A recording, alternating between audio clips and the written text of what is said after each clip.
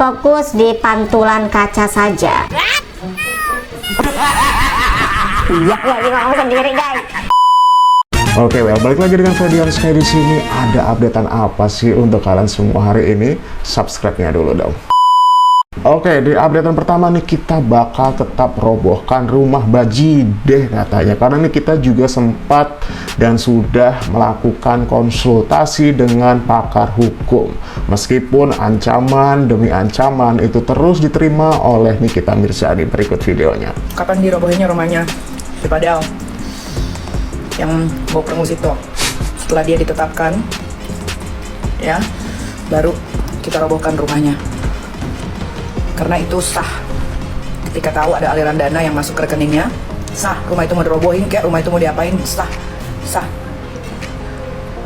Karena gue juga sudah bicara dengan pakar hukum. Jadi acara ngerobohin rumah itu sah dan akan terlaksana. Mudah-mudahan dalam waktu cepat. Nah, itu dia. Karena dalam waktu dekat setelah penetapan apa, yaitu status dari Fadel Bajideh yang katanya itu minggu ini nih, dipastikan bakal minggu ini karena semua berkasnya sudah lengkap, sudah komplit seperti updatean yang aku sampaikan di konten sebelumnya gitu ya. Nah, ya itulah nih kita ya, nggak ada takutnya kalau memang itu terbukti ada aliran dana kepada keluarga Bajideh dari Laura, rumahnya akan dirobohkan gitu ya. Nah, kita akan sedikit baca komentarnya deh. Pokoknya kalau live mau robohin, gue mau izin gawe gitu, nggak kerja gitu maksudnya ya, demi melihat perobohan rumah dari Pudel gitu ya. Padahal kok nggak pernah kelihatan lagi ya katanya gitu. Ya Allah, lagi umroh, hendaknya banyakin ibadah gitu. Ya itu hak masing-masing mau seperti apa di sana gitu ya. Betul, sah seperti kasus menantu bangun rumah di tanah mertua itu. Oh, ya ada juga. Nggak segampang itu, Ferguson katanya gitu. Berapa episode ini? Kayak nonton drakor aja, nungguin dari Jumat sampai Jumat lagi. Sabar, udah penentuan ya, sebentar lagi. Karena ya perlu bukti dan semuanya harus valid lah sekali lagi gitu. Nggak bisa blak nih, kita itu kan ya dapat info aja dan berusaha menyemangati dirinya sendiri. Padahal dalam hatinya juga pasti, wah ini lama banget sih gitu. Karena dia juga harus ngikutin prosedur dari kepolisian guys. Kalau benar terjadi, aku akan libur bersama anggotaku katanya. Waduh. Oke, next kita di video selanjutnya ya. Jadi ada Bang Rasman yang tuduh akun bernama Titian ya, Titian Bajideh yang sempat mengancam atau ada ancaman kepada keluarga Nikita Mirzani kemarin. Itu adalah akun fake atau akun yang sengaja dibuat oleh Nikita sendiri atau anggota dari atau kelompok dari Nikita sendiri. Apa iya? Kita lihat videonya guys. Jangan-jangan kami menduga Belum udah jangan-jangan Bang Rasman ya, jangan-jangan kami menduga katanya. Yang benar aja dong. buku ini dibuat oleh yang dalam tanda kutip perisaku Novinusun Praduga oleh orang-orang dipostlah oleh dia. Maka saya jawab, pertama, apakah itu akunnya Ibu Titin? Jawabnya 1000% tidak. Dia memastikan bahwa katanya itu 1000% bukan akun dari Ibu Titin, yaitu ibu dari Fadel Bajideh ya. Tapi Bang Rasman juga mengeluarkan statement itu jangan-jangan ya, menduga ya, terduga gitu ya, menduga-duga lah ya gitu. Kita baca sedikit komentar. Apa nih, anjir, kirain bicara dengan wartawan, ternyata bicara sendiri depan kamera. Rasman tit katanya gitu. Aduh. 3 komen, setiap komen Rasman pasti dihapus sama TikTok. Masa iya? Ya jangan keterlaluan juga, jangan yang sensitif juga ya komentarnya ya. Pasti juga ada filter nih dari sistem TikTok gitu guys. Jangan-jangan ngomong sendiri. Emang iya ngomong sendiri dia. WK setuju bang katanya. Suwi-suwi kok kurang saons katanya. Waduh. Fokus di Fokus di pantulan kaca saja. Iya, lagi ngomong sendiri guys. Itu dia tuh. Ngerekam sendiri, bos. Semua dugaan-dugaannya lo biar polisi nanti yang buktikan katanya gitu nih. Fokus ke pantulan kaca, ternyata ngomong sendiri loh katanya. Ngomong sendiri. Oke, next di updatean selanjutnya. Nah, ancaman demi ancaman diterima oleh keluarga Nikita Mirzani, khususnya untuk Nikita ya, bahkan untuk sahabat-sahabat dari Nikita Mirzani. Bahkan akun Instagram kalau nggak salah dari Yolo ini itu hilang, musnah, lenyap guys gitu. Bahkan Yolo ini juga memposting sebuah ancaman nih, mari kita lihat videonya. Terus kalian ya nih, Bajide bersaudara, jangan macam-macam dengan keluarga saya. Nyawa Anda pun bisa melayani satu keluarga. Lihat akun teman Anda, inisial Y lenyapkan. Untung tidak, nyawanya saya lenyapkan.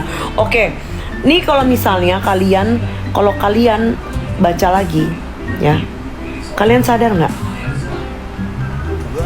kenapa NM minta perlindungan ke LPSK, Lembaga Perlindungan Saksi dan Korban tuh. Bahkan inisialnya ini disebutkan ya, Y gitu. Dan memang benar akun dari Instagram milik Yolo ini, sahabat dari Nikita Mirzani, itu hilang, musnah ya gitu. Siapa kira-kira pelakunya guys gitu ya? Dari ancaman demi ancaman, Bajide bersaudara nih katanya ya, jangan macam-macam dengan keluarga saya, nyawa Anda pun bisa melayang satu keluarga. Lihat akun teman Anda, inisial Y kata ya, lenyap. Lenyap kan katanya gitu. Untung tidak, nyawanya saya lenyapkan. Sampah. Apa nih komentarnya? Laporin balik aja tuh orang dengan tuduhan pengancaman katanya gitu. Bisa sih sebenarnya. Parah tuh katanya, yang salah siapa pakai ngancam segala katanya. Itu ancaman serius loh, bisa langsung diangkut katanya. Oh, mungkin dimaksud itu yang kirim pesan keluarga si FB kemudian dipost sama Mbak NM. Bukan, ini ada ancaman baru lagi ya, gitu kan maksudnya. Ngeri kali katanya. Kenapakah itu Kak gitu? Nggak tahu. Kata nggak takut. Nikmir nggak takut. Nikmir melindungi saksi-saksi sama korban. Contoh saksi-saksi yang tahu kejadian Laura diapain aja selama di apartemen gitu. Ya, jadi inilah ujung atau juga apa ya? Maksud dari Nikita kemarin meminta perlindungan dari LPSK ya gitu. Karena ya ada ancaman-ancaman yang seperti ini cukup mengerikan ya gitu. Bahkan akun dari beberapa teman dari Nikita dihilangkan gitu ya. Untuk apa itu? Kalau nggak ada apa-apa sih harusnya santai-santai aja sih ya gitu. Mereka keluarga pembohong katanya, dan NM udah tepat minta perlindungan LPSK karena keluarga Fadel udah banyak apa nih, bonong orang. Apa tuh? Oh ya, bun-bun maksudnya ya. Ya kali ya. Ini kayaknya kerjaannya musuh-musuh NM, buat NM biar banyak masalah kesana kemari. Iya, sengaja memecah belah ya gitu, dan sengaja merusak konsentrasi gitu ya, agar tidak fokus pada kasus yang sedang berlangsung ini gitu. Muncul si A, muncul si B gitu ya, inisial ini, inisial itu, dalang ini, dalang itu gitu. Ayo nih, kita pasti bisa harus fokus untuk kasus ini ya, agar segera dapat nih penetapan untuk si pelaku ini yang katanya minggu ini gitu. Dan kita udah ada di Indo tuh pasti. Waduh, udah gampang banget lapornya katanya gitu. Karena kalau sampai terjadi sesuatu pasti orang itu yang langsung comot, nggak sadar ini negara hukum. Iya sih.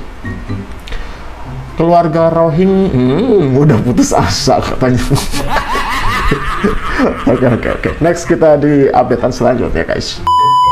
Oh ya, ada laporan juga nih katanya ya. Selain laporan dari Nikita Mirzani untuk Bang Rasman tentang dugaan penyebaran data pribadi ya, yaitu USG dari Laura kemarin waktu di press itu. Nah, ada juga pelaporan dari Bang Hotman juga sebenarnya, dan sampai sekarang itu nggak ada satupun dari pelaporan-pelaporan tersebut gitu ya, termasuk NM ini yang berjalan gitu. Ada apa kira-kira? Siapa sih yang apa ya, kemungkinan mengcover atau juga membackup Bang Rasman? Apakah mungkin ada tuduhan-tuduhan seperti itu? Kenapa salah satu atau nggak ada satupun gitu ya laporan kepada Bang Rasman ini gitu ya, untuk Bang Rasman itu berjalan gitu? Mari kita lihat videonya.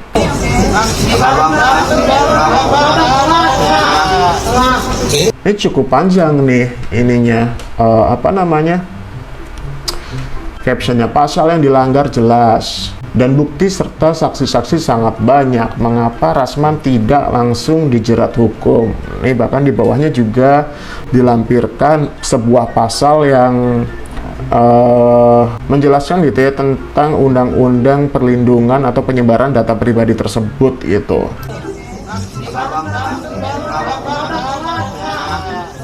Oke.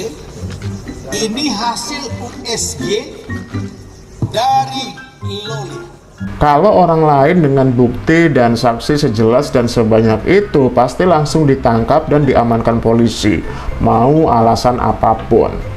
Rasman dapat dijerat hukum dengan mudah sebenarnya katanya gitu. Tetapi mengapa Polri diam saja dan tidak mengambil tindakan apa-apa? Apa seluruh polisi Indonesia tunduk kepada Rasman? Waduh, ya nggak mungkin lah.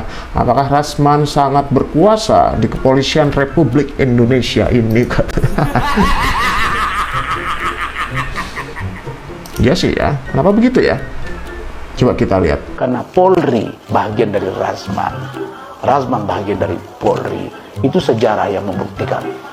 Ya. Kenapa sih dia nggak pernah kena hukum, padahal banyak banget yang melaporkan dia tapi selalu lolos. Sekelas Hotman aja nggak bisa masukin dia. Ada apa dengan Polri? Katanya gitu. Oh ya, kita sedikit nonton video dari Bang Hotman ya. Yang jelas, kalau Rasman, kau jadi masih tersangka di Kejaksaan Kejati DKI. Mudah-mudahan kau segera jadi terdakwa. Mudah-mudahan. Itu yang saya harapkan dalam waktu dekat. Ya, mudah-mudahan kau akan jadi terdakwa segera di pengadilan negeri. Mudah-mudahan kasusnya segera limpah. Jadi ada sebuah pelaporan juga untuk Bang Rasman dari Bang Hotman gitu ya, tapi belum juga diproses ya. Semoga cepat menjadi terdakwa gitu. Mudah-mudahan Rasman segera disidang di pengadilan dan jadi terdakwa, katanya captionnya seperti itu. Mari kita awasi agar kasus Rasman segera dilimpahkan ke pengadilan. Nah, kayak gitu tuh. Kenapa ya? Lama banget ya? Kenapa Bang Rasman santai-santai aja dan lolos-lolos aja gitu? Kabarnya Rasman itu dekat dengan petinggi Polri, Om, katanya gitu. Masa iya? Nah, Rasman nanti berjumpa dengan tekodel di dalam. Iya juga ya. Hanya polisi yang bersih yang berani proses Rasman, katanya gitu.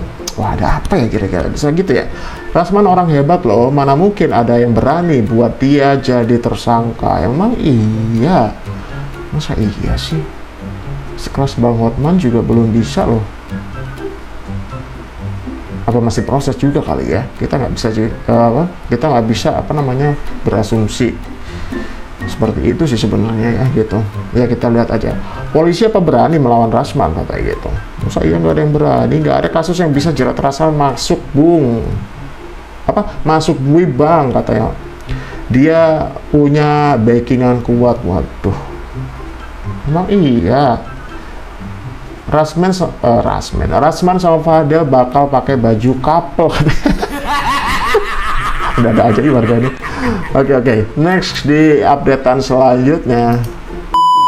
Oke, dari semua ya saksi-saksi, dari semua bukti-bukti segala macam, kemudian juga kan hasil visum, semua berkas sudah lengkap ya. Banyak nih yang berasumsi, warganet khususnya ya, kenapa sih lama banget gitu ya untuk si Fadel ini nih ya. Ini sebagai video penutup di updatean kali ini. Selain beberapa tadi itu ya, oke lah, kita nunggu proses gitu ya, kita nunggu tahap demi tahap atau prosedur dari kepolisian gitu. Tapi kenapa begitu lama gitu ya? Ketika saksi itu sudah lengkap, bahkan saksi itu sudah ada lebih dari 10 saksi gitu ya, ada belasan saksi, ada bukti ya, segala macam lah ya, visum segala macam udah komplit. Kenapa masih belum juga diangkut gitu ya?